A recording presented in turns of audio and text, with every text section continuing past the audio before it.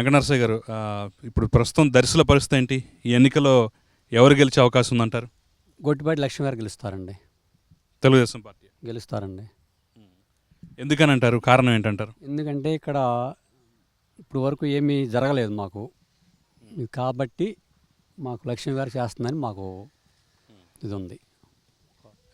మరి అవతల పక్క బూచేపల్లి శివప్రసాద్ నేను లోకల్ ఎక్కడే ఉంటాను, నేను అంతకన్నా బాగా చేస్తాను అంటున్నాడు కదా. ఇప్పుడు 4 సార్లు మట్టి 3 సార్లు మట్టి వాళ్ళ నాన్నగారు వాళ్ళు గెలుస్తున్నారండి. గెలిచారు 2 సార్లు మట్టి గెలిచారు, కానీ ఏమీ జరగలేదు. సో ఆయన మీద నమ్మకం లేదా? నమ్మకం లేదు.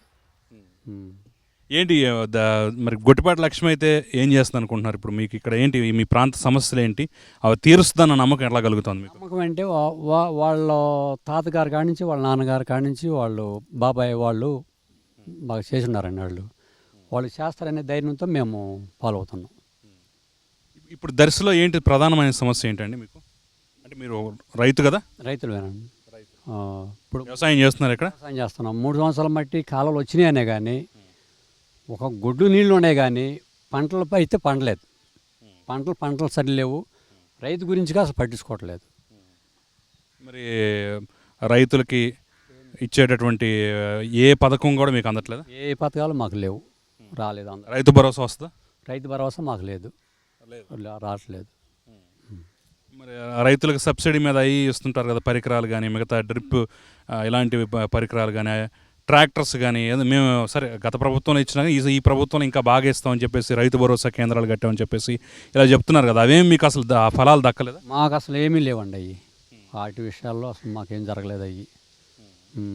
మేము ఇంకా అప్పుడు కన్నా మేము కూలికి వెళ్తున్నాం. మేము అప్పుడు ఆ పరిపాలన ఉన్నప్పుడు మేము కూలికి వెళ్ళేవాళ్ళం కదా. అసలు నాకు అదే చేలో 2 లక్షల దాకా మిగిలాయి అప్పుడు, చంద్రబాబు గారు ఉన్నప్పుడు.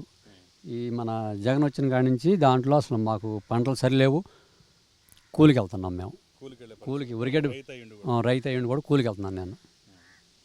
ఇక్కడ దర్శి వెనకబడింది అనుకోవచ్చు పూర్తిగా? వెనకబడినట్టేనండి. ఏంటంటే ఇక్కడ ప్రధానమైన సమస్యలు ఏంటి అసలు దర్శికి? ప్రధానం అంటే ఏముందండి, ఈ పంటలే సరిలేక, వాటర్ సరిలేదు. ఇప్పుడు చదువుకోవడానికి మంచి స్కూల్స్ కాలేజెస్ ఉన్నాయి? లేవండి, అవి లేవండి. స్కూళ్ళు కూడా సరిలేవు. ఇప్పుడు వైద్య సదుపాయాలన్నా కరెక్ట్గా ఉన్నాయి? సదుపాయాలు సరిలేవు. వాళ్ళు అన్నీ రూపాయి 4 రూపాయలు అయిపోయింది, అట్టా రేట్లు పెరిగిపోయినాయి. అంతేగాని సో ఇక్కడ ముఖ్యంగా మీ ఏరియాలో ఒక మంచి ప్రాజెక్ట్ వస్తే బాగుంటుంది అనుకునేది ఏదైనా ఉందంటే? వస్తే బాగుంటుందండి.